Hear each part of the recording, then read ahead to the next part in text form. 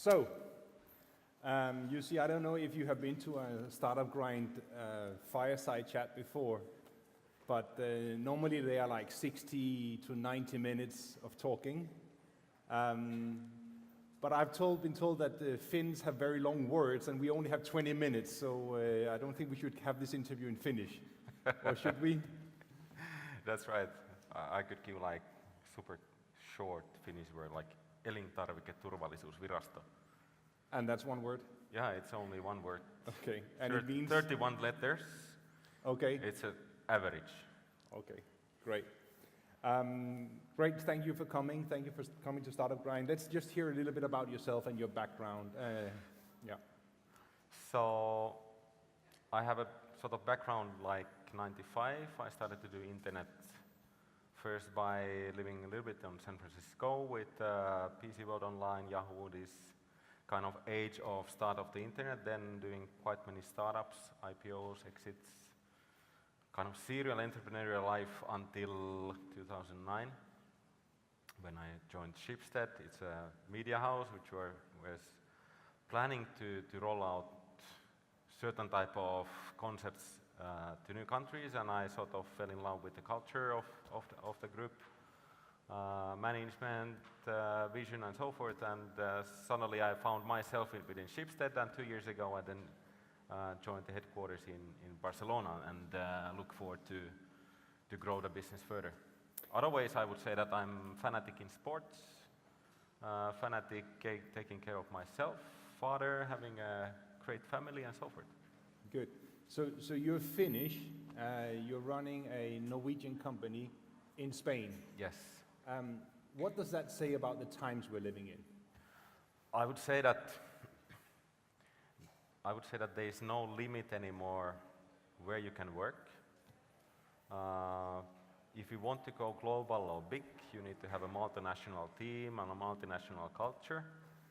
I would say that anyone starting from any country could do international company. It's not anymore like it used to be, really tough. Everything is connected. And of course, it's for Finn, coming from a cold country to Barcelona, it's like, it tells that people want to move south. Have you heard of anyone moving the other way? I don't probably know anyone. Probably actually in the back room there was somebody who had a wife from Finland and so forth, but that's super odd in a way that normally people come here. I think it was a couple of years ago about 10% of all unicorns were Nordics. Yeah. What do you think there is in the Nordics that makes us? I mean, I'm from Denmark, you're from Finland. Yeah. Is there anything in the Nordics? Is it in the water? Is it what we eat? Of course it is. It's all about that. No, I think one part is that we have dark winter. Everybody wants to, we have lots of engineers. We want to solve problems in-house. I think it's more like passion to make things happen. And then you have a couple of companies. Shall it be MySQL, Nokia, is it Angry Birds, is it Supercell, is it Skype, whatnot, Spotify and so forth. These are examples that you can do it. So I think it's, the Nordics have super high ambition to make great products. We are quite lousy on marketing and sales, but it's about the team. You build a team around you. So, but something, of course, I believe it's the water. Okay, great. So Schibsted is actually an old media group. You know, you own newspapers, magazines, and you've been in that traditional media group. Yeah. And then lately, some years ago, you started going into technology and financing and buying startups, very much into marketplaces. Yes. What is the relationship between media and marketplace, and is there any relationship since you have chosen that direction? Yeah. So let's say that we have a history from 1800. Start a media group. It was big thing at that time to publish a magazine. It was the age of the printing machines and so forth. Today we are still separated as a group of media house and marketplaces. I would say that today media has even more important role just because of the fake news. to support, like give facts and transparency for democracy. And then the other part, which is marketplaces, which is like super trendy growth business, we didn't know that marketplaces would be like kind of game changer in a way. Now we have Uber, we have Airbnbs, whatnot, coming to this kind of marketplace classified business area, which used to be quite traditional. We come from the print side originally, but we are now a technology company. So we have about 2,000 developers. We are about 4,000 people in marketplace business, and we operate in 20 countries. We reach 40 times population of Norway. So coming from Norway, it's more like this is the name of the game is scale and technology in the end. And our talk is about coming into Barcelona. What made Schibsted? When did you the company take this decision to come to Spain, and then why Barcelona and Spain? Yeah, you know, it's like media business, like any kind of business is about networks, and you sort of get to know people and so forth. Somewhere around 2000 we came to Spanish market by launching 20 Minutos. So we were launching this concept of 20 minutes free newspaper in many countries. One was Spain. Based on that, we then kind of learned how the market works, and we had a good team here. Then in 2009 we bought some assets like Coches, Fotocasa, InfoJobs, Segunda Mano, today we know it as a name Vibo, and so forth. So we've been kind of constantly growing the business here and realizing that this is really good market. 2 years ago we bought Milanuncios. This year we bought Habitacli as a real estate site, and it's like we can see that economy in Spain has been quite tough for years, but this year 3% GDP growth, it's really like showing that it's a good time to come here and stuff up. Without being too political charged here, has the recent events with Catalonia, does it make you reconsider? Does it make you put a hold on further acquisitions? I would say that, like, of course, it's an uncertainty on short term or short horizon. Then it's up to see what is the resolution and so forth. We are committed to make business in Spain, and this is one of the key markets in Europe anyway. It's just that I would say that it's more like a matter of time and timing, and of course it's a lot of opportunities around anyway. It's let's see, time will tell. We are active anyhow on global M&A, so we will see. You mentioned you were in 20 countries, yes, and places like Brazil. Are these then more on the media side, or is this marketplaces you're following? So originally, actually, what we found is we bought a company in Sweden 2002. It was a marketplace for second-hand goods called Blocket. And Blocket is a kind of people's movement kind of product which is designed to somehow universally facilitate the process of buy and sell. And it seemed to be like super matching product is in a way that it creates traction easily, it creates people's movement easily. And that concept has been now rolled out to 20 plus countries. It's always successful, always becomes market leader. And we know how to kind of print it and scale it up. And that has been kind of the source for making the global network we have. Now we are kind of seeing that, okay, technology is coming to the game. It's not anymore like global competition. It's Facebook, it's Google, it's Alibaba, it's Amazon, and who not. So it's moving away from the kind of media houses doing it to technology companies doing it, app companies doing it, and so forth. So that is the way we are now jumping in. So it's about robotics, it's about machine learning, it's about new ways to interact, and so forth. Okay. You mentioned a little bit in your introduction.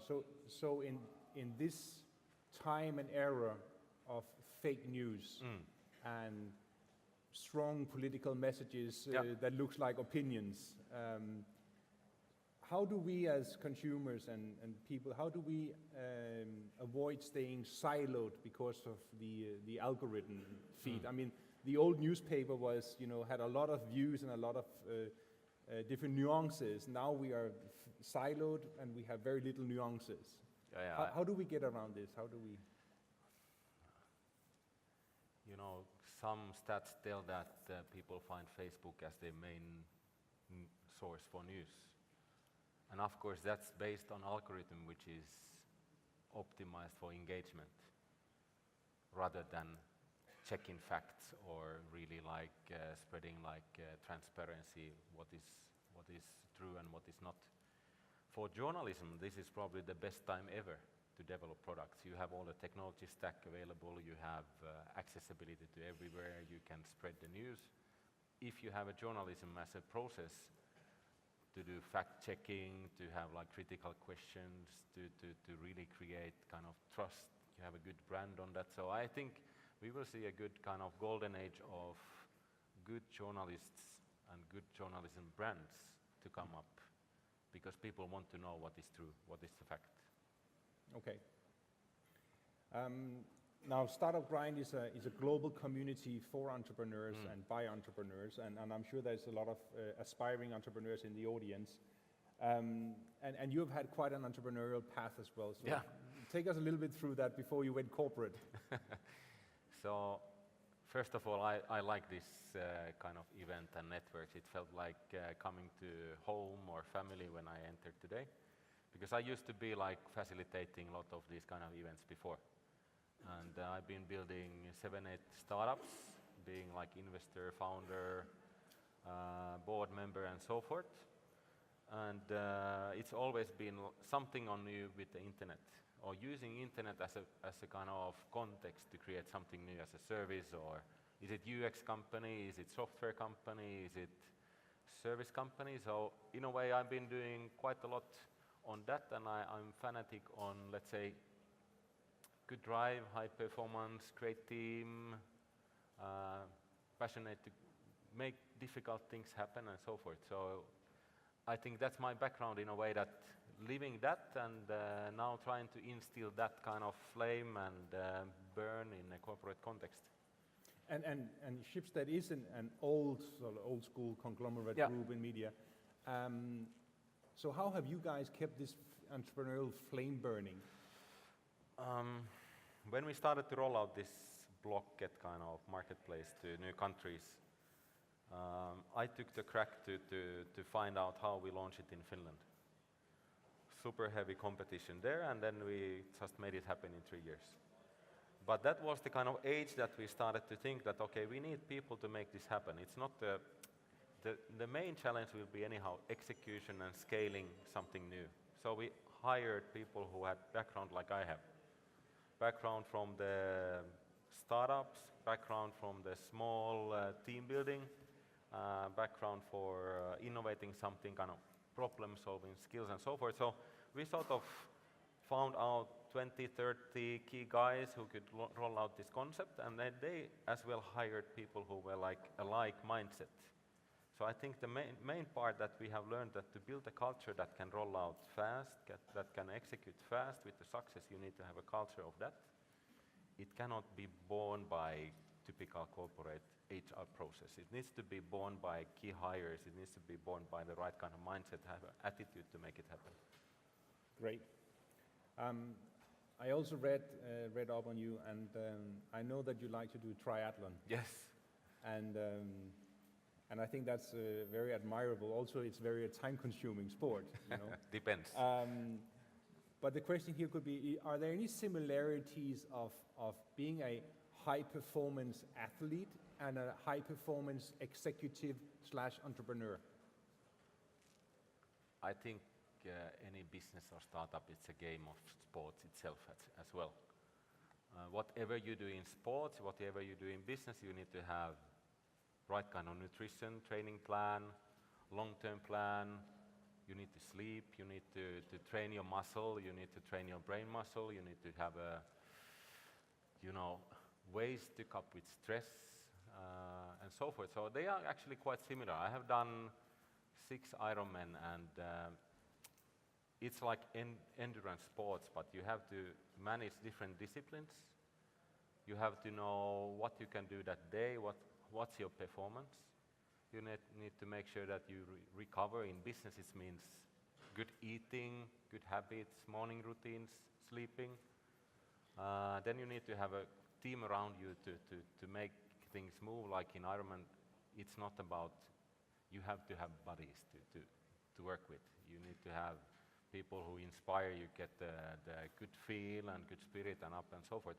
So I think in many ways, to be able to execute, to be able to compete in a global scale, you need to have high performance every day.